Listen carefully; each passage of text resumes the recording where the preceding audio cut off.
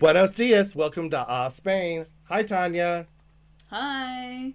Buen verano. Happy What summer. run? Okay, that sounds good. So, do you have an Spain for us today? I do. It's this one's very Spanish. Okay. And and we differ because you're in an international school and we're in a school that's following the Spanish calendar now more. I mean, and local ones. So some of the Spanish schools will have also a local holiday to that little town that has nothing to do with the rest of They're little patron Valencia or saints. Spain. Yeah. So you are starting on Monday. Monday, September 8th. We are starting on Tuesday, September 9th, because Monday is a holiday. So we're literally starting the school year with a holiday. Of course it is. Of course. Why wouldn't you be? So So while I'll that's be rejoicing in my child-free home, you'll still be making snacks and lunches and we will still be trying to figure out how the uniform works and making sure that everything's in the backpack and all that good stuff. Well, hopefully we'll be more organized than that. But yes, we do have an extra day. Gotcha. Well, that kind of leads us in. Well, it's the end of the summer, so I guess we should recap. I mean, that's what this episode's about, is us recapping what we did with our families this summer, what excursions we took. Absolutely. I Yeah. have two children, and you have a husband, a dog, and a child. So, Yes. And a few cats, and but if they you didn't get come on holiday with us. So we took the car and the dog, and you took and the your child, train I and hope. I hope you took your child. yes. Well, I mean, I'm just assuming that everybody knows that the family went, and then the other things. Yes, and we did a train trip. So we went to Andalusia for the summer. So, well, not for the summer, our summer vacation. We went away for a week, and we did a train trip. So me and my daughters, we met their godmother, one of my best friends. She flew down from London and met us and did the trip with us. But it was a train only trip, so it was relaxation from the moment we basically left the house till we arrived. I didn't have to worry about driving and traffic and cars, which you Well, and can I go on think that. that's kind of like there's pros and cons to each, right? I Right. mean, we had the freedom to go wherever we wanted because we were driving, and we did change our mind. We were going up to France, and we went to France, and we went to Montpellier, and when we came back, we decided to take a different route and go by Zaragoza, and then come back to Valencia. So we did decide to change our mind, and that's probably something that's easier if you have a car. Also, we have Right. the dog, so I don't even think Blaze would be allowed on the train. She's too big. Yeah, I don't think they allow big dogs like that. I think you can Yeah. bring. I think if they can fit in a case, carry-on case, that's about it. I mean, That's about it. Yeah. yeah, So that's kind of the benefit, but we have the cost of obviously the cost of gas and toll roads. And you can, use ways and go around the toll roads, but it will take you a lot more time usually. And now, does Spain have toll roads? Because I remember years ago driving through Europe and being murdered in my wallet by the tolls in like France and Switzerland, and those tunnel tolls are like 30 euros. I'm like, what? So, yeah, I think we probably spent around 20 or 30 euros each way on tolls. We could have gone around them. So we did wow. the little like touring around in different places. We stopped at Tarragona, we stopped at Figueres to see the Dali Museum. We stopped, and then we tried to power through because we really wanted to get to France. That was kind of the purpose of the trip, was to get into France. But it takes a really long time to get from Valencia to France. I mean, by the time we got into France, we were quite close to Montpellier, but we had wanted to obviously go to France, and I had not realized that there's a big chunk of France right there that's like called French Catalonia. And I'm sure that's still very French, but we really wanted to get into the France part, so we couldn't just cross the border and hang out there. We Because really you're wanted like, to it's go. Spain light, right? It's gotta be a little Spain like. We didn't stop to see how it is, but we plowed through and went to Montpellier, which was really nice. So that was our little where we went, Okay. Right. there. So we went to Andalusia, and we went to just three cities. We went to Sevilla, Cordoba, and Granada. So we got it was kind of a, let's see all the big sights and to see that area of Spain and taste the flavors and do all of that. And it was great, Right. and the train was great because we got to see the countryside of Spain. And I think we've discussed this before, that Spain is the leading producer of olive oil. And when you're taking the train through all of Spain and all you see are olive trees, Not hard to figure that out. So. Right, that's true. Yeah, you're seeing different. I don't know what it was like when you're taking the train in all the southern parts. We had a pretty the drive up through France and even over to Montpellier was very similar terrain to here. Mm-hmm. But then when we came down and we sort of made a west turn at Barcelona to get to Zaragoza, that drive was spectacular. That was big mountains. I mean, absolutely gorgeous. Completely different to Was the it other part of our still trip. arid or was it more green there? Because it was it. I don't think it was very green. It was sort of pine tree mountains, but it Mm-hmm. wasn't, and big mountains. So I sort of felt a little bit like I was in Switzerland going through the little tunnels, Oh, lovely. and things Oh, like cool. that, which Yeah, was yeah, really cool. But it wasn't, I don't think it wasn't yet what I imagine the very northern western part of Spain being, which I would imagine to be much more green and lush. Right. And by the time we got to Zaragoza, going from Zaragoza back down to Valencia, which is like a big triangle. You're going to sort of Barcelona, Zaragoza, Valencia. Then it's starting to get quite dry coming down. Of course, it was like 105 the day we left Zaragoza. We were traveling in those few days when it was 100 plus, and it was insane. So the fact that everything was dry and sort of yellow, I don't know whether it's an indication of how things usually are, or whether it had just been hot for the last month. Obviously, things change in the winter, but it was beautiful. That drive was gorgeous. Sounds it, yeah. I mean, the train ride was gorgeous. I will say one thing about Andalusia is, which was funny, when I was telling people from Valencia we were going to Andalusia, everyone looked at me like I was insane. They're like, "Oh, the heat! How could you go? It's crazy! It's Satan's mouth down there." And I'm like, known for that. Yeah, they're kind of known for that. And then we get there, and I'm like, "What are you talking about? It's beautiful.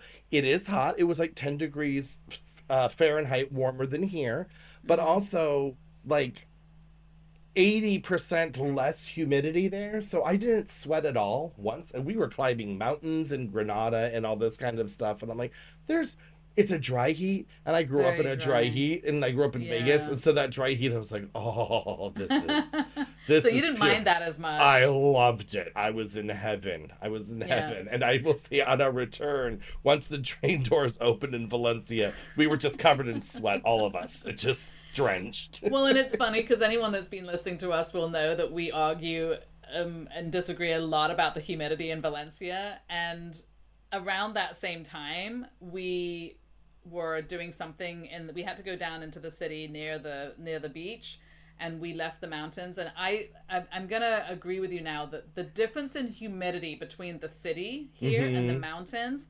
tremendous. Right. I'm not saying this is every day all the time, but that day, I mean, it's hot and it was a little sticky up here.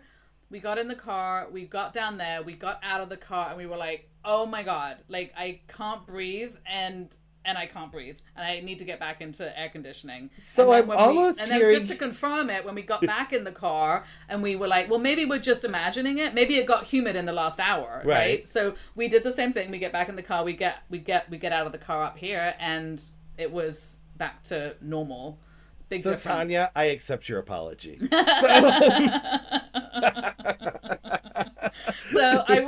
So yeah, I think that's all those times. I just couldn't imagine that the humidity could be that different. Well, we're between closer to where the you water. are. And then if you go to the beach, Cabinal, from like where we live, add another 10%. So it's just That's really where we were. So we were in Cabanel. It was very humid. Yeah, it was so... insane. Yes, Yeah. it was insane.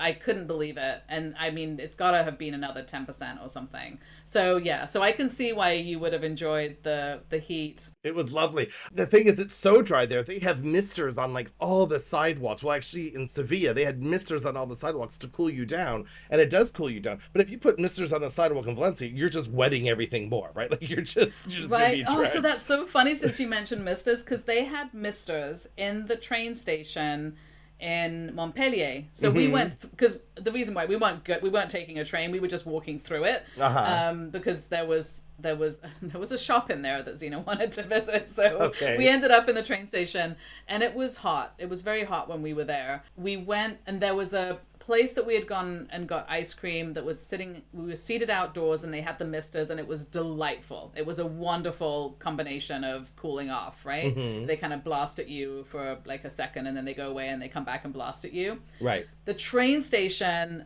indoor of the train station, had misters going. It made it feel like, have you walked through one of those botanical garden indoor places where they keep it humid? Right, yeah. That's what that felt like. I'm like, why are you misting inside? Now you're creating this massive humidity that is unbearable. Yeah, you don't want that. And misting without an air conditioner to dry it off too, right? No.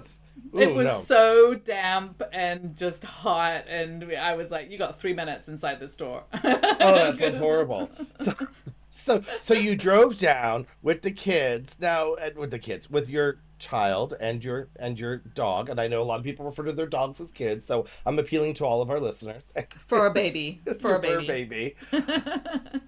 What was it hard to find accommodations, and did you mix it up? Did you stay in hotels and Airbnbs, or like what? Yeah, let's talk about accommodations a little bit. We did a combination. So where we were staying longer in Montpellier, we stayed in an Airbnb type situation. I don't know if it was actually Airbnb because we got it on booking, but it's someone's apartment, and we did that because we like to have a bit of flexibility. We don't want to eat out every meal. We want to, and especially because since we were going to France, it was like we were eating out for certain things, and then we wanted to go to the grocery store. One of the joys of being in another country, go to the grocery store, get some good French cheeses, baguettes, some butter, all these yummy delicious things, and go to the patisserie and get some nice pastries and have that at home.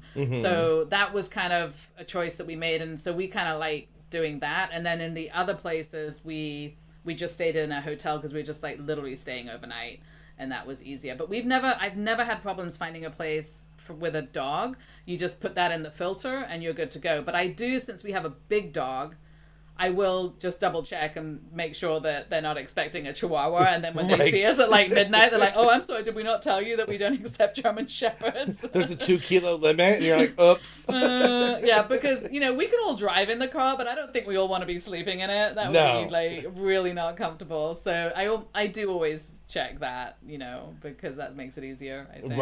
Right. Yeah, we just did hotels. Because my friend was coming with us, we also wanted her to have her own space and us to have our own space. So, it was her trip too. And she doesn't necessarily need to hear me yelling at the kids to get out of bed and get off their tablets.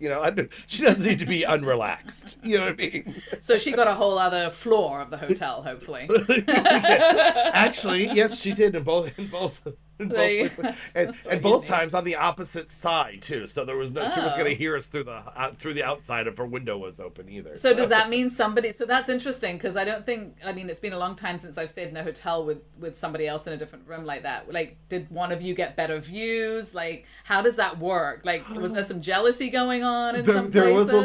There was a little envy in our first hotel, and our second hotel. So our first hotel, in Sevilla, we were so pleasantly surprised when we arrived. It went above our expectations. So we booked these things together and looked at booking.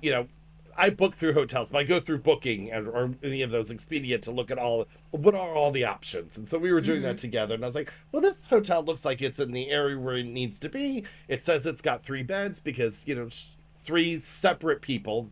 It's not couples and a child. It's 3 separate people that need 3 beds. So one thing I love about traveling in Europe is that is a thing here. Finding a hotel in America with 3 separate beds, not going to happen.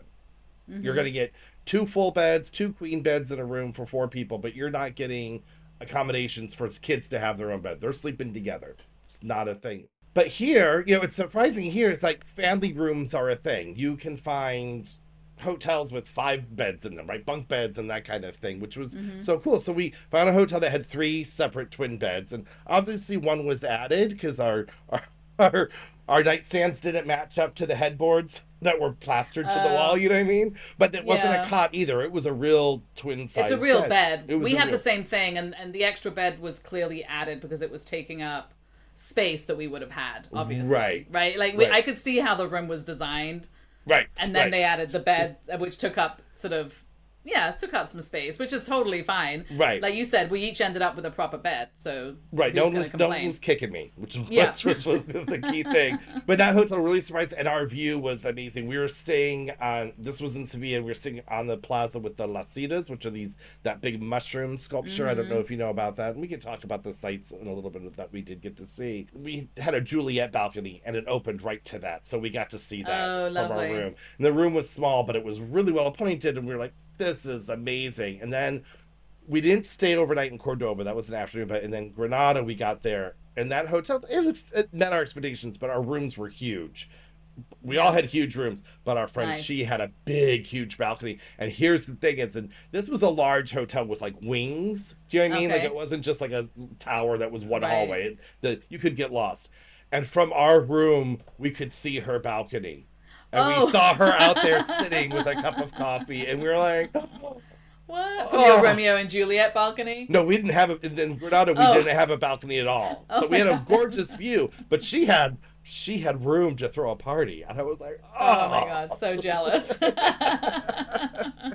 So another thing about the hotels and stuff is if you have a car, you know, if you're staying in the middle of a city like that, the parking's going to cost you. Right. Like even if like the places that have parking, it might be on the next block. It's unlikely to be under the hotel. So it's probably you will have parking, but you will easily pay 20 euros a night for parking. Minimum, So I would that's think, just yeah. yeah. So sometimes it might be easier to stay in a nice place outside of the city and just drive in and park and do your thing and drive out again. So it depends on how you want to do it, but you'll definitely be paying a premium price for parking in cities that are popular and that's what we ran into in Zaragoza.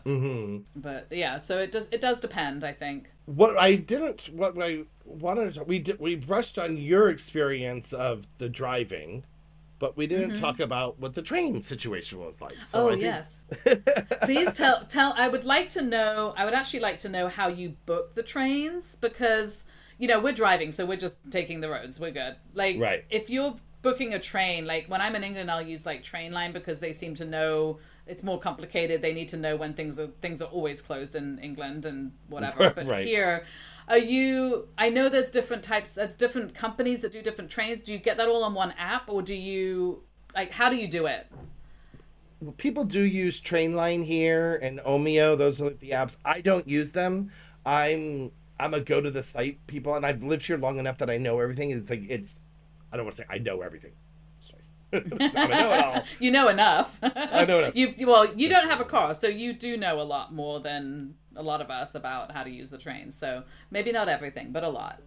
But a lot. Yeah, so I've been here long enough to know that there's basically three train lines. There's Renfe, which is the state-owned, and they have their own divisions in that. They have the AVE, which is the high speed, the AVLO, which is the high-speed discount train, and then Okay. there are other trains which are like their medium distance, the slower speed trains, and then there's Ouigo, which is a French company, which is a discount train, and Irio, which is an Italian company, which is a discount train. But they have very limited routes. It's like Valencia, Madrid, Barcelona, then Madrid to like Andalucía to Sevilla, maybe down to Cadiz. But it's not going to all these other cities.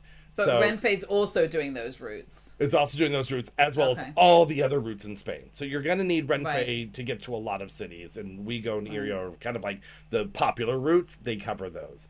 And so, in my experience, Ouigo's been the cheapest.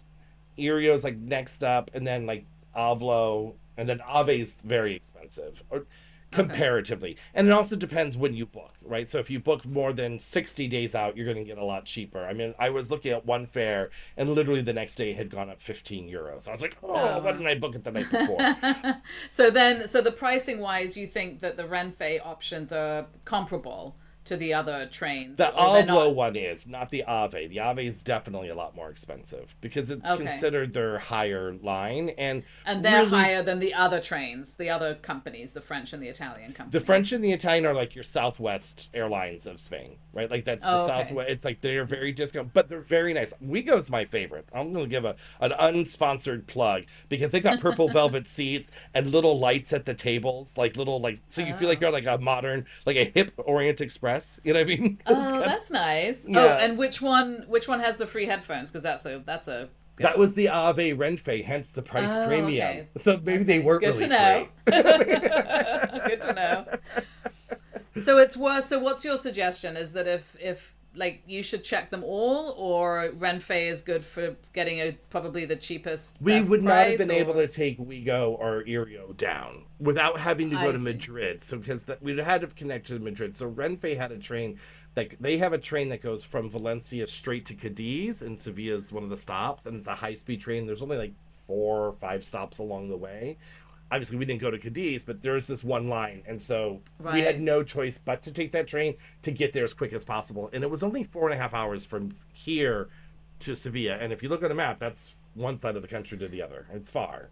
That's it is, and Spain is big. It When is you big. start driving it and taking trains, you realize it's really, really far. Because we were, our goal was to get to France, and we were driving, and we were like, let's try and leave early enough to get to France by lunchtime, and Hmm. it's that was hard to leave that to leave early enough to do that.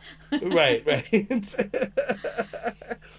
and, and what's great about the trains in Europe, right? It's for the most part you're in the center of the city, so you're getting off in the center of the Right. city, right? So if you Yeah. that's where all the sites are for the most part for this trip anyway. Like we weren't doing climbing and hiking and waterfall seeing, so we wanted to be in the Yeah, center, and I so it think worked you out. also see more. You see more of the city when you come into the train station because you're gonna have to walk or you know something to get to the hotel, and you're going to be walking around and doing that kind of stuff because you're not really exploring anything outside of the city. Right, So we right. could stop outside of the cities, and we went to various cities, and we went to also a place called Prézinas in France, which was close to Montpellier because obviously it had the word Zina in the name, so we had to stop there. It was also Gotcha. recommended, and it was a really really cute little typical French town. It was adorable. I highly recommend it.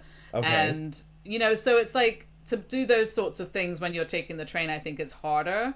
But on the flip side, you're all chilling, so it's really nice, right? Right, right. Everyone's more relaxed, and you're going to exactly where you want to go. And I think there's big benefits. I think we definitely have to take a train trip one I day. will say, when I became before I was a dad, I was a road trip person. Loved it. I'd go in the car, and then I became a dad, a single dad with 2 kids, and I never wanted to drive again because it wasn't Yeah, relaxing because it's sippy yeah, cups and someone's crying and someone like it just became more nerve-wracking. And so when we lived in the States, I'm like, if it's longer than an hour, we're taking a train or a plane, and if they don't go there, then we're not going because I yeah. don't want to be, especially in California, the highways. And I'm like, it just was It's so so stressful. far. Yeah, and so But you're the stressful. only one. You're the only one driving. So I mean, Right. at least if you got two adults, you only have to drive half the time. So it definitely, I could see how that. I could definitely see how Yeah. that would And happen. now I'm Yeah. used to it because I'm like, once the trip, when we all get in the train, the trip starts for all of us. When you're in a car, Right.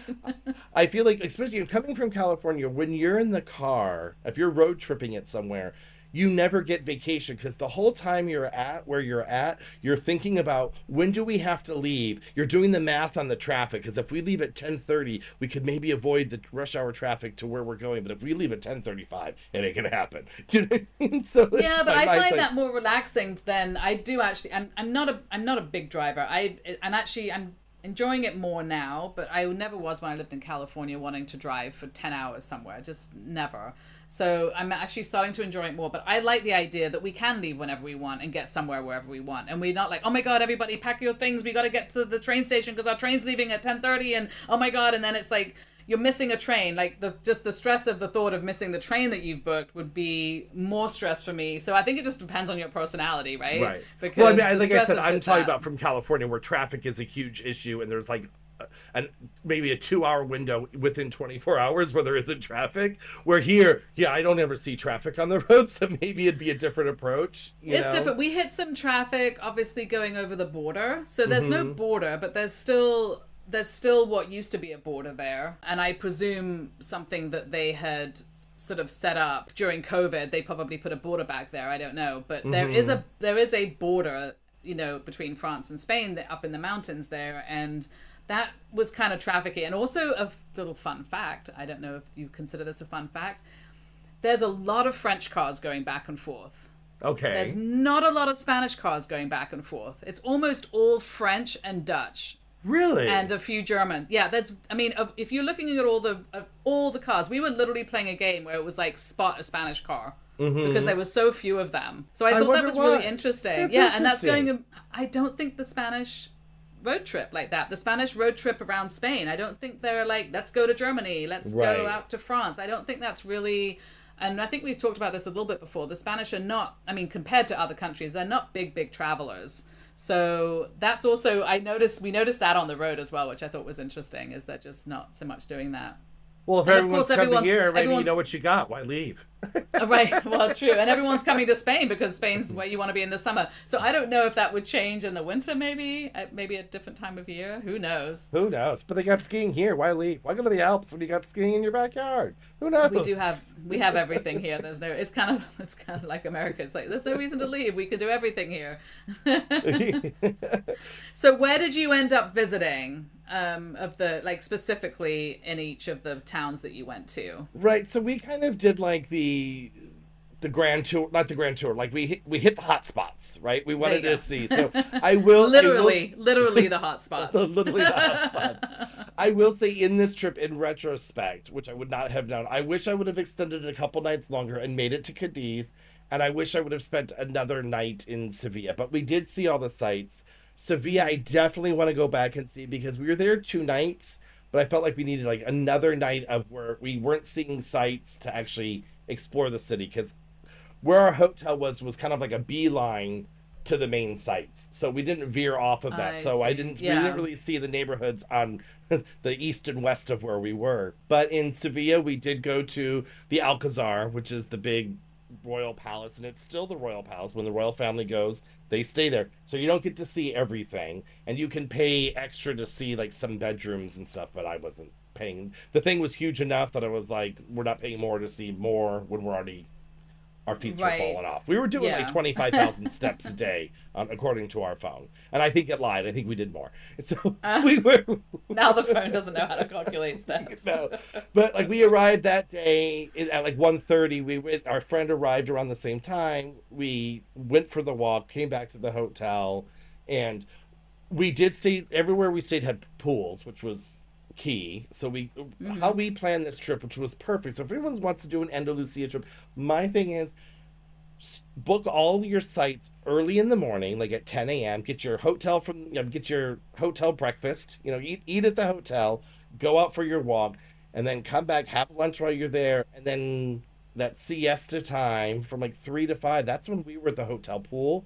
Then we took a nap, and then we went to the evening some places, we would go to other things at night and then have dinner out, and that was really nice. We avoided that heat in the late afternoon, and people don't know, Spain is hot from 3 to 5. It's not 10 to 2. It's 3 to 5 is the hottest, especially down there. It's really hot. So that was the time to go lay in the pool and then get a nap in and then be Yeah. refreshed to do. And then And the the pools places were were great. open, and the places were open in the evening. The Hmm. tourist sites were all open in the evening. Some for of you to them, go like until tour. like 8 or 9. So like if you're done five Okay, or that's long six, enough. yeah. So Yeah. you'd see a site and then go to dinner afterwards. That's how we were doing. You could do the 9 o'clock dinner but see another. Right. So like when we were in Sevilla, like I said, we went to the Alcazar, which is huge. The Royal Palace, very, it has all the Arabic influences, the Islamic art and architecture, huge gardens. It was breathtaking, and the coolest thing we saw there that we all agree in the family is downstairs was like the hammam, the baths, and there's this one long pool that I will post. I will post that picture as one of our posts of this pool structure. The way it was just gorgeous. It looked like it was in like Oh, this wow. cave, and the way the light was coming through wherever they were having holes and wherever to get the light in. It was just gorgeous, and Like it spectacular. was spectacular. Yeah, yeah. Yeah. And you could see the rooms where this is where they would do the beating you with palm fronds and all the different saunas. They weren't doing that though. So that was cool, and then the cathedral. Those were like the two big sites that we saw. Was the cathedral, which has the remains of Christopher Columbus, which was pretty cool. I mean, it was just this huge Yeah.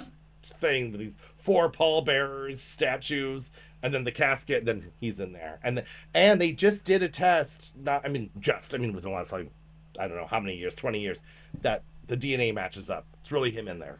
Ooh, okay.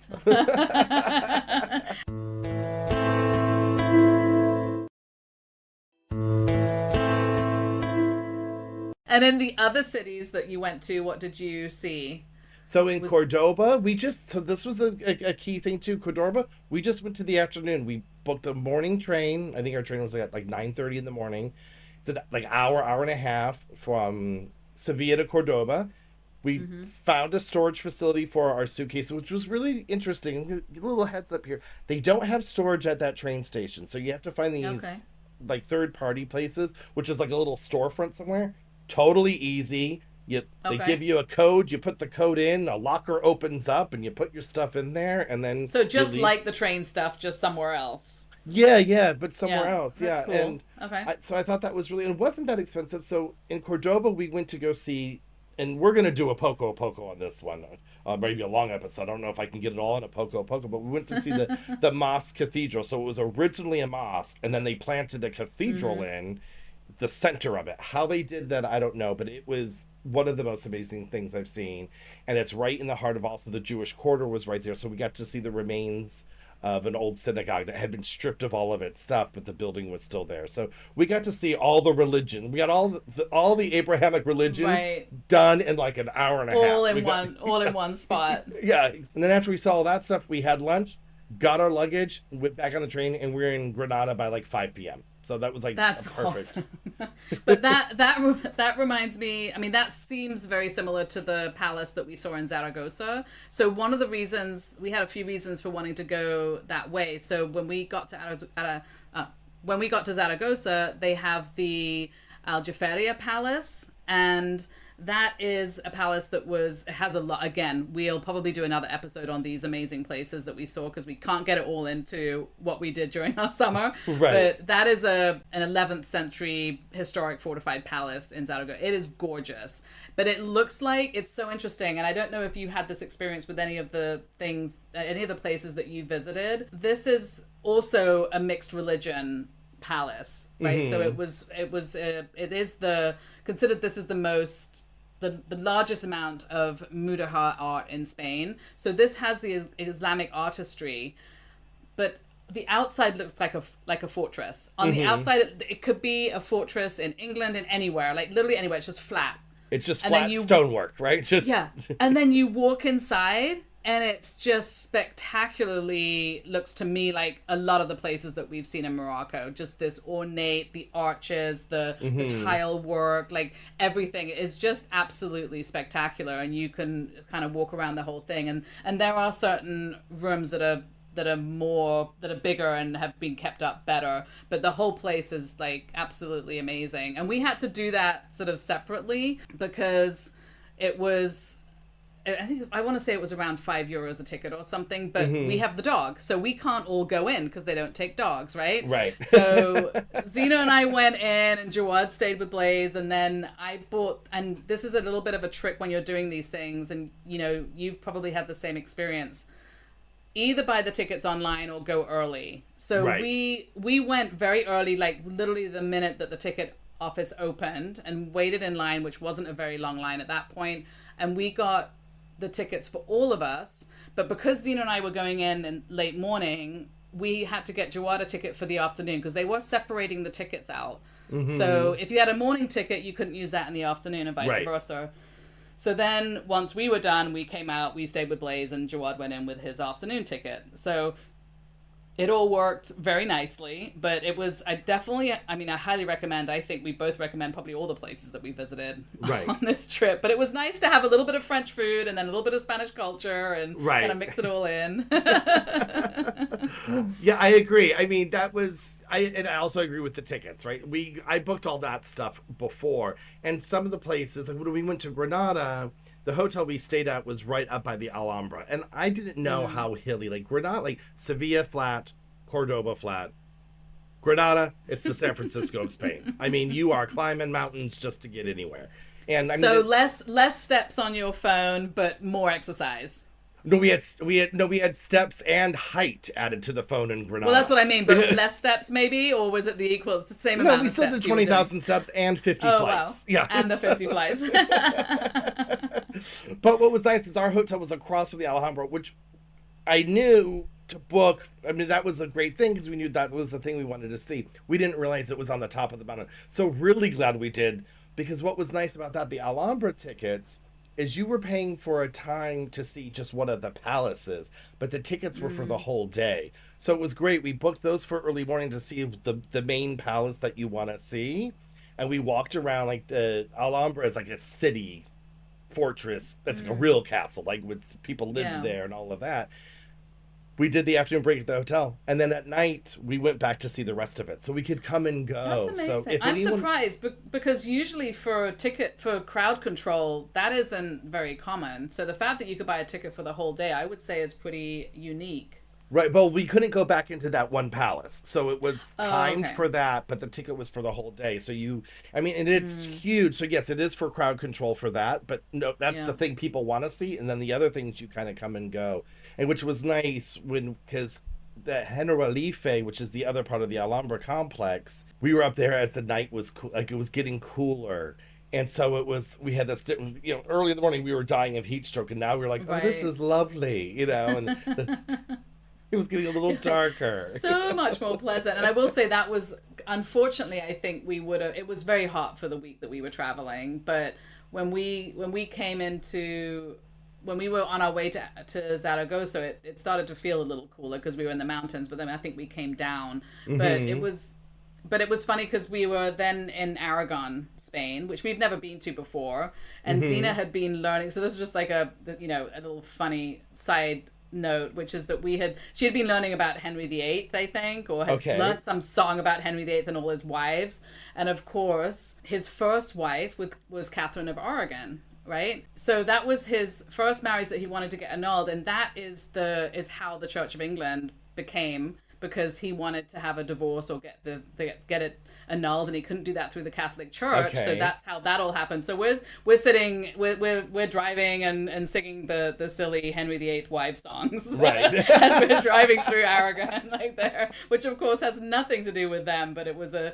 fun tidbit for us since we're kind of English. Now we're over in Spain, so that was a fun So in Aragon your part. travels, would you say there was a place that was friendlier than the other, or more touristy, or like what was your experience coming from Valencia, and did you have a takeout on, a take on that?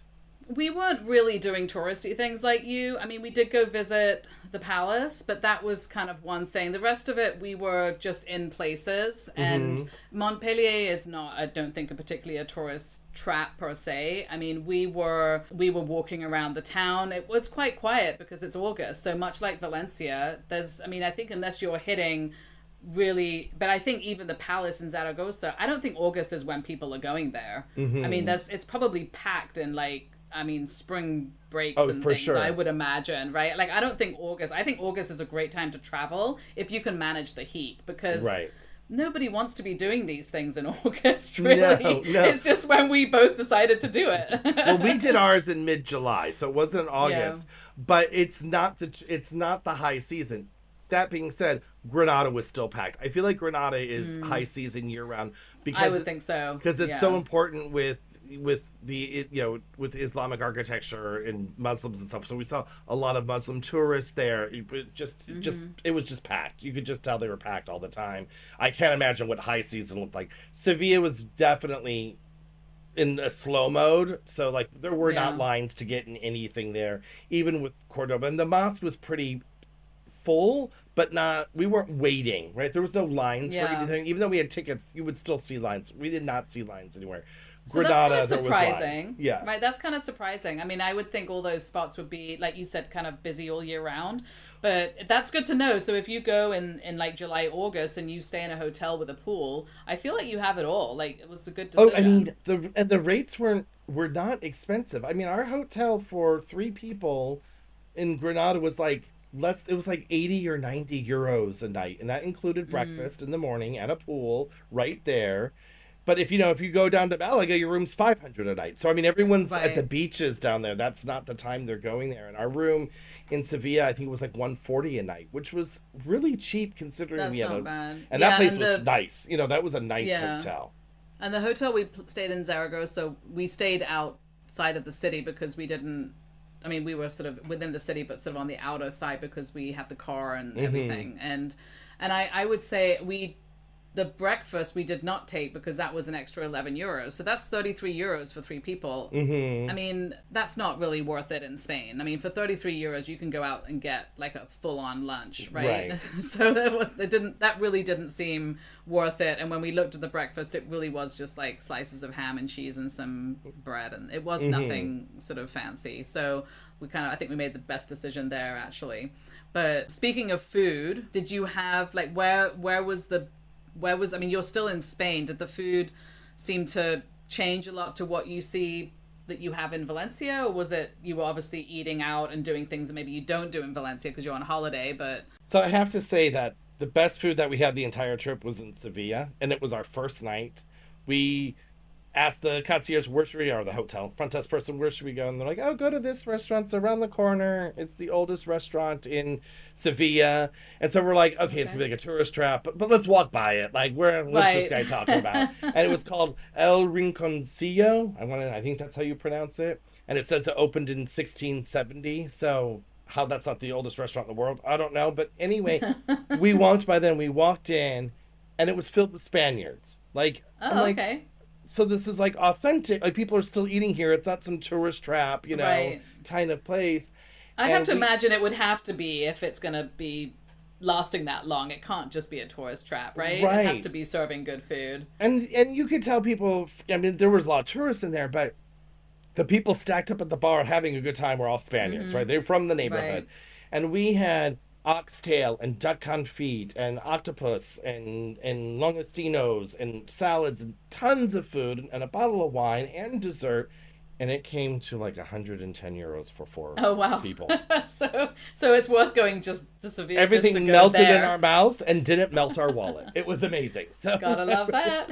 And then the next time we went for tapas, and they're a little different, not much different. I think our food here mirrors it a little bit, the tapas kind of stuff, but tapas are definitely more of a thing down there. Like when we were in Granada waiting for actually at a few places the tapas, they're free with your beer or your soda or your bottled water. So it was there. You don't see that so much here, and maybe you do see it in some places here, but it was the culture there of the tapas that you're getting, and it's like you get one small one with every drink, and you can order them for like €1 or $2 a piece extra. So that tapas culture was more ingrained, where here people order tapas, but I feel like the tapas are bigger and they're more shareable, where there you were getting more individual items that you could get a bunch of to share, but like you're not getting a plate to share, if that makes sense. That's my experience. I could be wrong. I haven't gone out drinking in Valencia, to be honest, so I don't know, but it seems that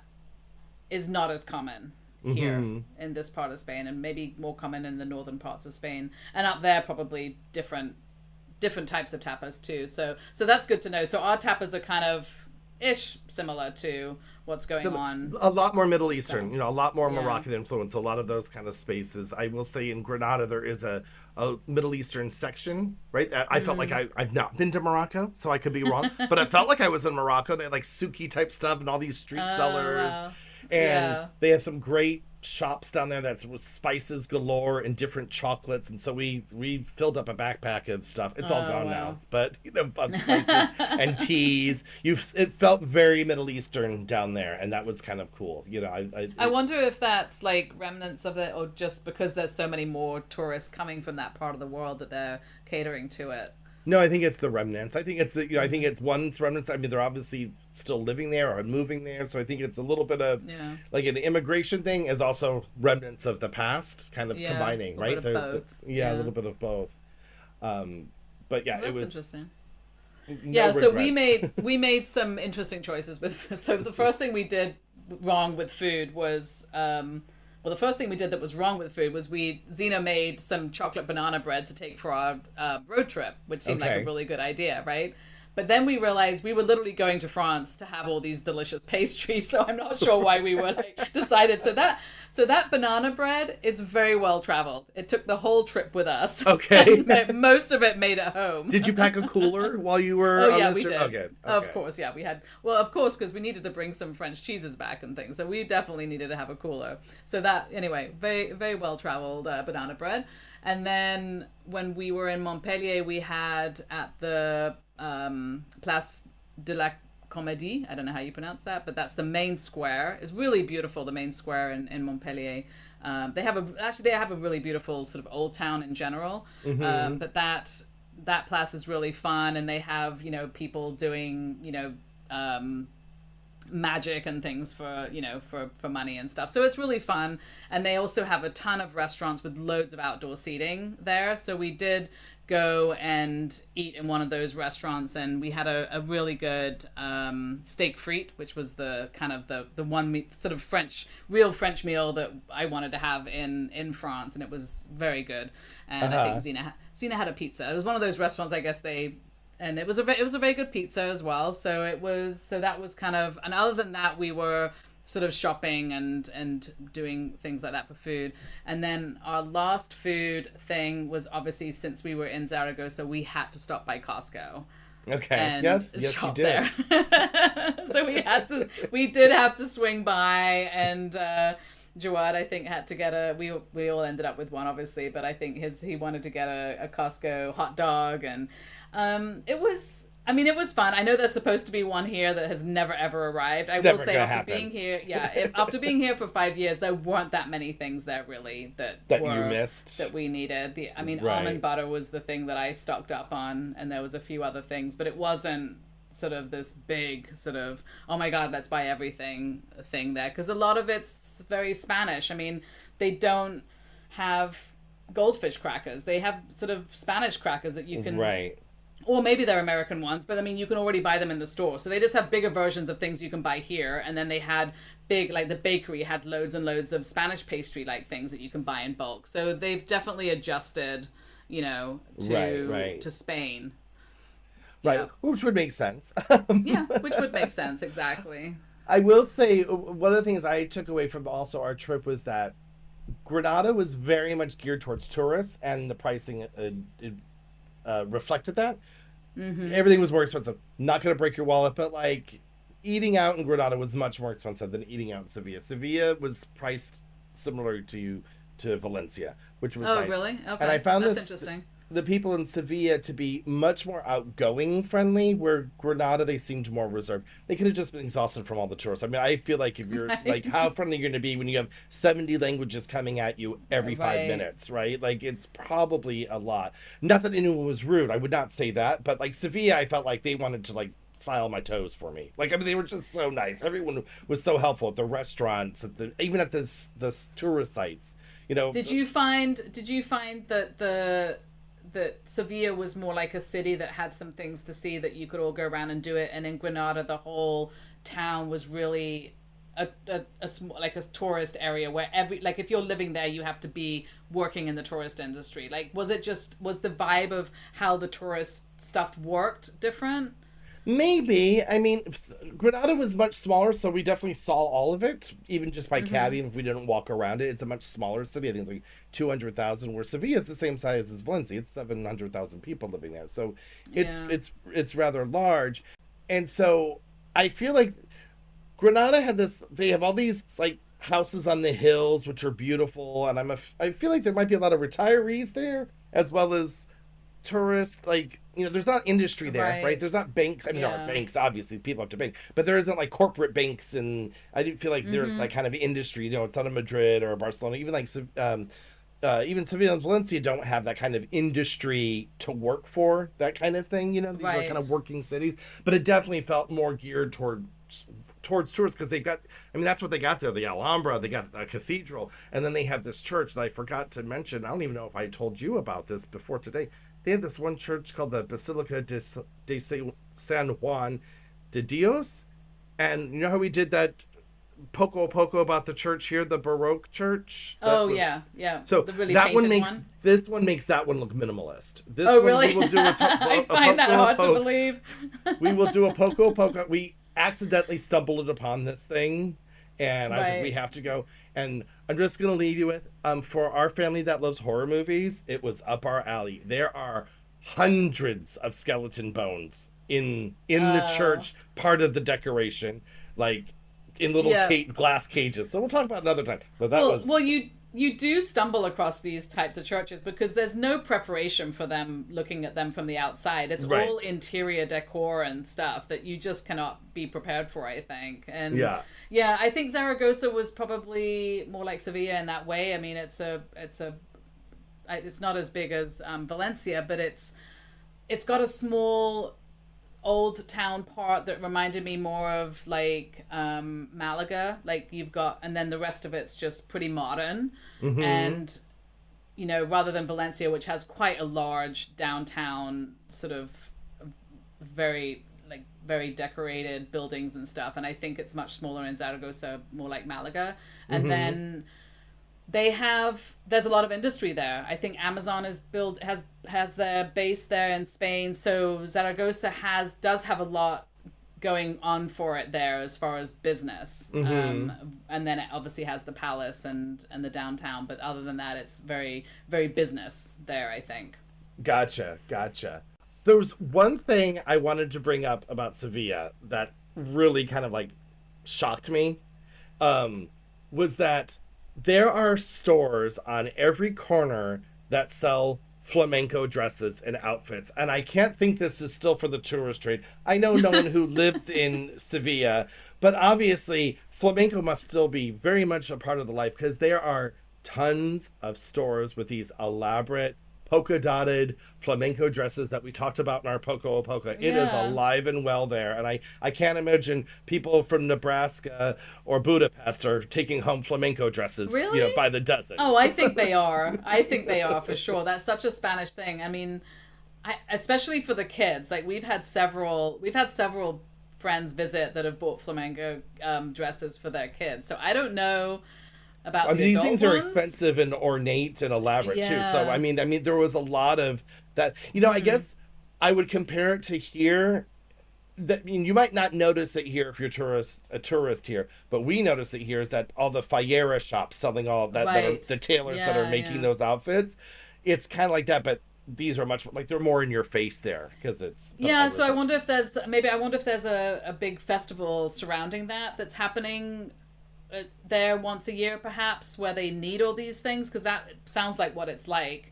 Yeah, I mean, We went, I think it's yeah. I would like to. I yeah, would like to go back and no. I'm sure there is a flamenco festival. I'm sure there's got to be. We've got yeah, festivals for everything. So I'm yeah. sure. So I mean, we went to a festival as part of our summer. It's not part of our road trip, but it's near where we live here. We went to a festival down in Bettera, and they do a whole festival around basil, the herb, right? Right. So they grow all year these massive basil trees, I want to call them. They're just enormous.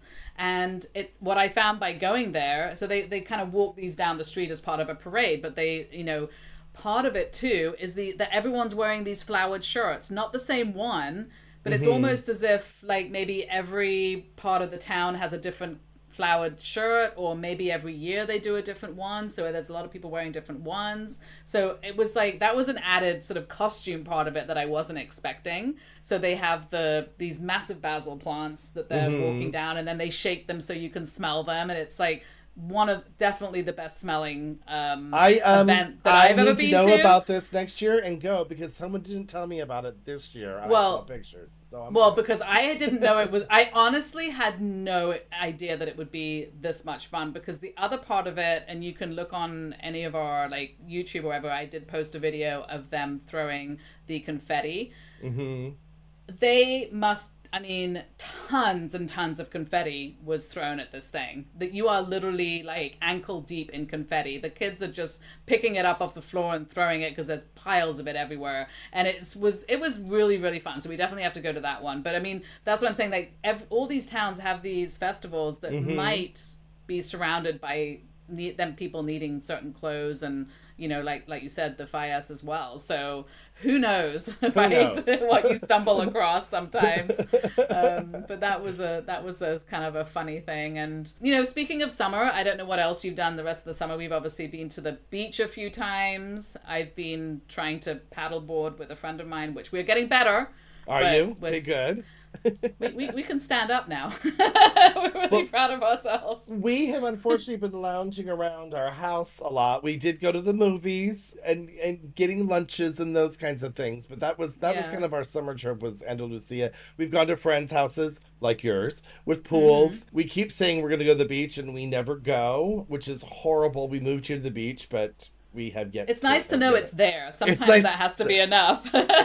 Exactly. You don't always get. I think we also probably should have stayed at hotels with pools, because now we're all like, I would just rather have a pool. Like, go to the beach with the sand and the warm water and the jellyfish. I will say we love having a pool, and it does mean that sometimes you don't go to the beach because it's right here, so we might as well enjoy the fact that we have a summer house with a pool and everything, which is what people come down and rent to live and have for a summer. So we're kind of living that dream, obviously, but the beach is a different scenario, and it has been really hot this summer. I feel like it's been a little extra. So being at the beach, it seems that way to me. It seems the air has been really hot and thick this summer. So it's so that was kind of why we started getting into the paddleboarding, because we go at like 7:30 in the morning, and that is really the nicest time. You either want to go at 7:30 in the morning or probably 7:30 at night. Right. And they have these. We haven't taken advantage of this year, but they do put up every summer these little bars that sell little drinks and ice cream and stuff, and they put them on the beach, so you can kind of go to the beach and have a really nice evening day at the beach and have access to stuff there. And at certain beaches that don't have a lot of restaurants, which a lot of the beaches up the coast here do not have a very big, they might have promenades, but they don't have a lot of restaurants on them. Right. So it's like what we said, but I think we've talked about this before, especially this area of Spain. Valencia doesn't have a beach culture. There's no beach.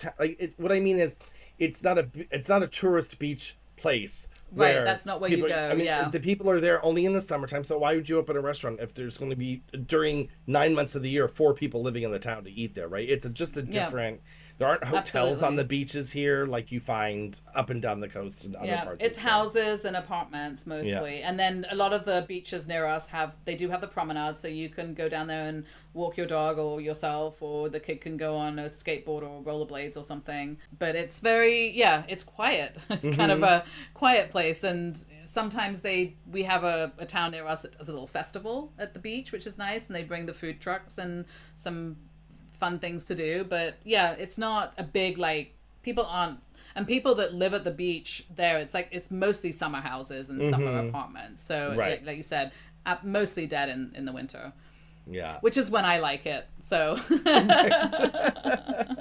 it's cooler. But then so we had some jellyfish in the last couple of weeks, which put us off our paddleboarding, because I'm not falling into a bowl of jellyfish. So that kind of put a lid on that one, and so now we're end of summer, back to school, I guess. We are, and I'm gonna hopefully, you know what? I'm determined. We're gonna go to the beach before this weekend starts. Okay. Maybe Friday we'll go to the beach, and then this weekend it's making sure everyone's uniforms ready and backpacks are ready to go, and then I'm just going to put them by the door and say, don't come back. Don't come back. All right. Ciao, Tanya. Bye. Hey, can't get enough of us? Follow us on Instagram and Facebook at Spain Podcast. And on our website, ourspain.com, which we will be updating with exciting new things as we grow. We would love for you to message us with any topics you would like to hear about. See you next time. Bye.